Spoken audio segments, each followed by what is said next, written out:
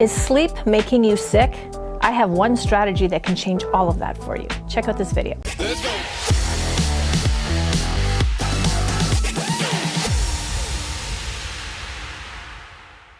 Hi, I'm Coach Tonya here at Criticalbench, and welcome. Today I want to talk about sleep. I'm always talking about sleep. I love sleep. I love it.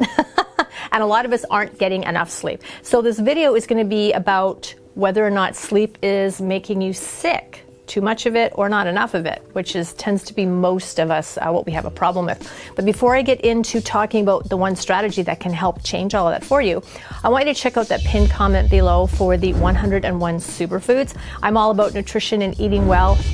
So whether it's weight loss or sleep that has got you stumped, you want to make sure you're giving your body the very best nutrition it possibly can have. So that 101 Superfoods product, if you click that link, it'll take you to where you can read up more all about that and get that product for yourself. It's a fantastic resource. Okay, so is sleep making you sick? And what strategy can help you to sleep better and live healthier? And as always, I've got my notes.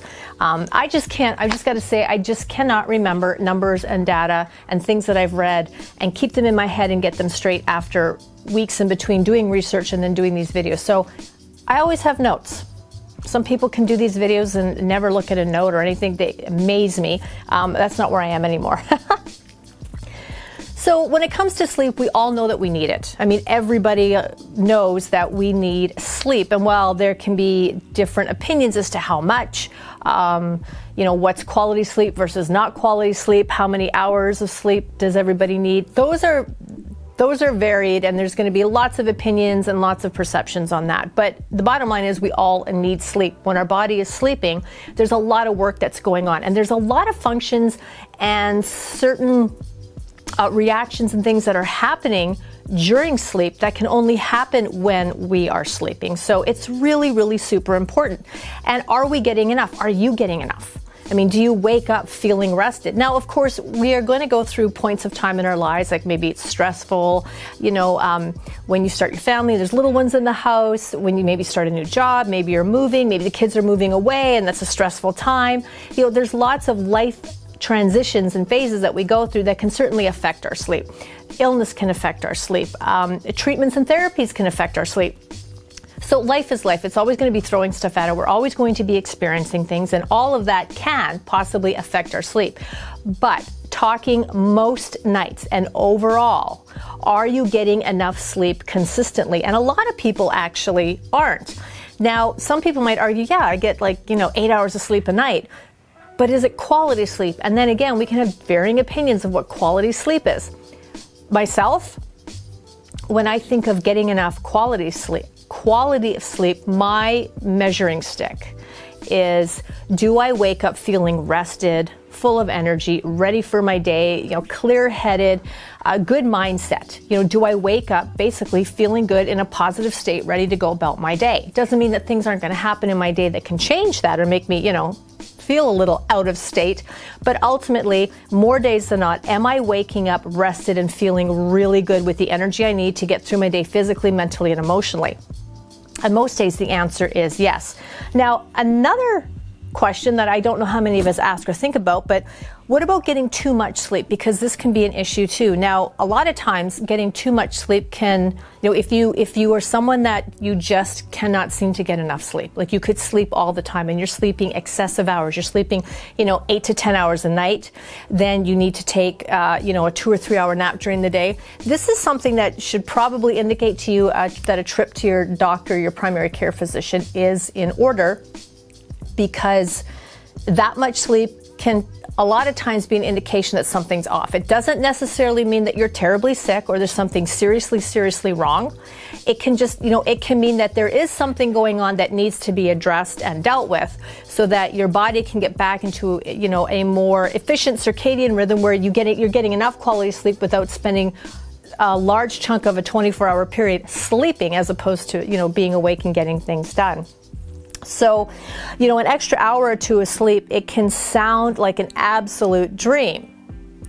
And we've all done that, where we've had a really late night You know, like things like getting ready for Christmas, getting ready for family to come. Maybe there's a big event coming up. Maybe you're going on a holiday or a vacation. So some of those things can interfere with, you know, maybe getting to sleep really late. So we make it up on the other end and we sleep in a little later.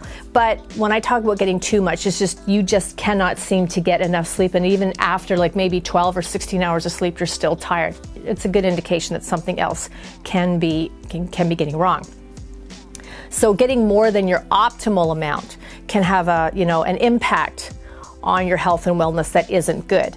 So the accepted standard, now this is going to vary, the accepted standards for adults is somewhere in the 7 to 9 hours a night sleep. Now that's not written in stone because I do know quite a few people that operate very well on 5 hours. That is just their circadian rhythm. That's their natural sleep-wake cycle. They function amazing with 5 hours sleep, and anything more than that, it just sets them off. They wake up groggy, they wake up drowsy, they wake up foggy-headed and just really not feeling energized, which seems counterintuitive when you think, well, you just got more sleep. How could that possibly be the case? But it is. So 7 to 9 is like this broad brush standard we paint with, but it's not the law, all right?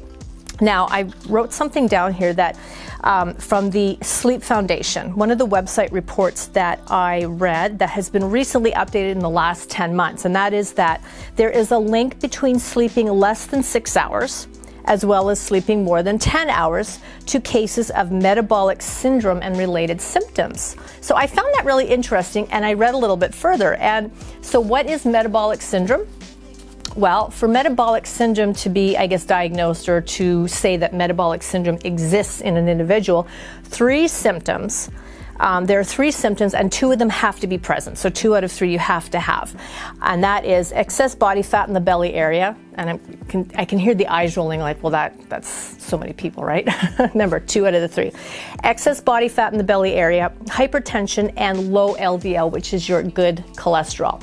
So if you have 2 more or all 3 of these and you're having issues with your sleep, that might be something that you want to take to your primary care physician and have a discussion with them about to get some testing done. Now, there are some gender differences as well. And I found this really interesting because I often thought this anyways, and I've not really done a lot of study on sleep until the last couple years as I've gotten older and need a little bit more or I tire more quickly.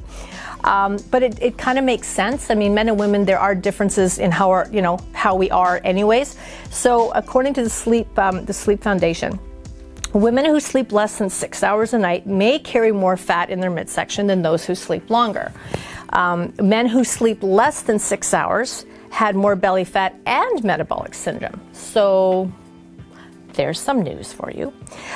Women who slept more than 10 hours were at higher risk for metabolic syndrome, and men who slept more than 10 hours were at higher risk for high triglyceride levels. So now we're getting to things like issues with cholesterol. So what can you do? I was talking, earlier on, I tempted you with this strategy that can help improve your sleep, help you sleep better, and also, as a result of that, have a very, very positive impact on your health and wellness. So number 1 is you have to make sure you're getting enough sleep for you. Again, 7 to 9 seems to be an accepted standard. You might be a 5-er. You might be a 9.5-er. You might be an 8-er. I don't know, but I think most of us have an idea of what our range is. I'm willing to bet that at least 90% of us know what is good for us. Like I know that for me, 7.5, 8 is prime. That is prime. If I go over that by too much, like an hour or 2, I'm useless for the first 2 hours. If I'm under that, same thing. But if I can be in that 7.5 to 8 hour range, I wake up really good. Those are my best days. So, and I always have an alarm set as a safety, but if I go to bed regularly, and I do have a very regular kind of bedtime pattern that I follow. If I go to bed, if I'm in bed by 9 o'clock, yes, I go to bed really early, but I wake up really early too. I actually wake up without the alarm. So as long as I'm sticking to my pattern and my routine, I actually don't need that alarm, but I always have it set as a backup because on those nights where maybe I'm out for dinner with friends, or maybe I went to a movie, or maybe I just was having trouble falling asleep that night because of work stress, I do set the alarm because I will not wake up without the alarm. But if everything's kind of, all going well and I'm sticking to my patterns of behavior, it's like clockwork. It's just like clockwork. So what you can do are, first of all, making sure you're getting enough sleep for yourself. If you're always feeling exhausted, if you can't seem to get enough sleep, there could be a deeper issue. There could be some sort of underlying issue. And again, it doesn't mean it's serious, but it could mean that there's something going on and it's worth a checkup with your doctor. If you are a really healthy adult and you have no issues, you've been to see your doctor, there doesn't, blood work looks good, blood pressure's good, cholesterol's good. If everything checks out, here's a few things that you can do to get your healthy sleep on track. Or here's the one thing. I'm going to stick to one thing, but I will throw in something else. I wasn't planning on it. The one thing that you can honestly do that is going to have one of the biggest impacts is stick to a really great pre-bedtime routine. It's really that simple. And you will find that if you do that, your sleep you're going to fall into this sleep-wake cycle that just, your body knows what to do. It almost defaults into it, okay? Again, that's going to get thrown out the door when you're out, you're having drinks with friends, you're out at a party, whatever else. But for your general day-to-day, for your life, establishing an excellent pre-bedtime routine is one of the best things you can do to get that sleep-wake cycle, your circadian rhythm, in check and working for you so that you're actually getting the right amount of sleep for you, because your body knows what it needs. Your body actually does know what it needs. If everything's well, if you're healthy and there's no problems, your body does know what it needs. A recommendation I make to clients is start an hour before you actually plan on crawling into bed. So your pre-bedtime routine isn't going to look the same as maybe your spouse's, or definitely not like your kids or your neighbors or family members. It's going to be what works for you. So what are the things that start to bring you down from your day? A lot of us are very busy. We're inundated with, we're on our mobile devices. We're sitting in front of computers. We're really busy. We're busy with kids. We're busy with jobs. We're checking our email. We're, looking at Google Maps. We're checking social media. It's just constant, never stopping stimulation. So we need to start backing off of that in order to get our brain to kind of start to calm down, to get all our body systems to calm down and kind of step back from all of that activity and get primed for a good night's sleep. So starting an hour before your bedtime, what are the things that help you to kind of calm down and relax? If you have kids, it might be, going out in the backyard and kicking a soccer ball or throwing a baseball around. It might be going with your spouse and walking the dog. It could be a favorite TV show. You make a cup of tea, or maybe you have a small glass of red wine and you watch your favorite half-hour show or 40-minute show, and those are the things that calm you down. It could be a bubble bath with essential oils. Maybe reading calms you down. I don't know what those things are for you, but most of you do know what helps to calm you down. Some light stretching and deep breathing before bed. If you're not sure, if you're listening to this and watching me and you're going, I have no idea what calms me down, I'm just go all the time and I collapse into bed. Well, maybe there's a better routine. And if you don't know, maybe just some light stretching and deep breathing just to kind of, help that central nervous system of yours to calm down. Okay, help it to let it know, hey, we're done. We don't have to jump out of our seat and go to work. We don't have to run and pick up kids. The dishes are done. Maybe they're not, but that's okay. But basically the day's kind of done. What I had to get done today is done, and I don't need to be freaking out and thinking about what I have to do next. Now I get to relax. Now I get to start getting ready for sleep time, which is healthy, which is healing, which is regenerative, and which I need. So start an hour before with that routine. Do your best to shut off electronics. Depending on what you do, if you do have to, right up until bedtime, if you kind of have to check one or two things, make sure you can change the screen setting on your phones and your iPads and stuff like that to the I don't want to call it blue light. Oh gosh, I'm totally lost my train of thought. But there's that setting, the nighttime setting, which changes the hue of the screen, so it's kind of more yellowish looking, and that helps reduce the blue light emission from the screen on your mobile device, which helps. Make sure your room is really dark. Your brain has a much easier time signaling to the rest of the body, it is time to sleep, when everything's dark. Okay, so those are some big cues.